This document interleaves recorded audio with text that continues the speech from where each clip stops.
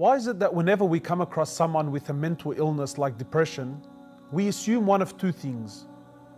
Either this person is possessed by demons and jinn and therefore needs to seek an exorcist, or that this person is far from Allah or is a sinner and therefore Allah is punishing this person. You know, I've been guilty of such crimes for far too long. And now I realize and I acknowledge the damage that I have caused. You know, and it's simply not the case. A lady came to the Prophet of Allah sallallahu alaihi wasallam, and she says to my Prophet of Allah, I have a mental condition where I sometimes lose control.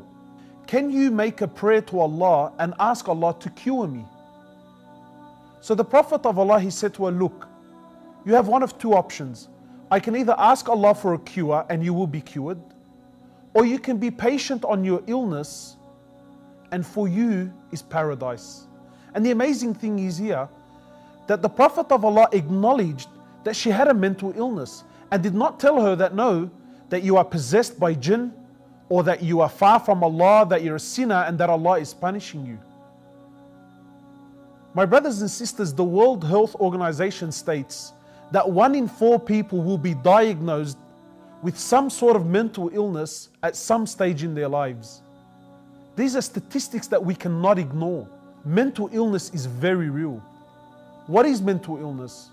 In short, mental illness is a condition that affects one's thinking or behavior. Mental illness is not a choice. People don't wake up in the morning and choose to have a mental illness. Mental illness is not laziness. It's not a bad diet. It's not seeking attention. It's not a physical or a mental or a spiritual weakness.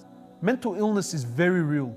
It is as real as cancer, diabetes, and heart disease. Now, we're not denying the power of spirituality and the miracles of the Quran as a form of healing. But for the purpose of this video, what we're saying is the seriousness of mental illness is that there is no harm and no shame in seeking professional advice. In fact, Allah subhanahu wa ta'ala says in the Quran that ask the people of knowledge if you do not know.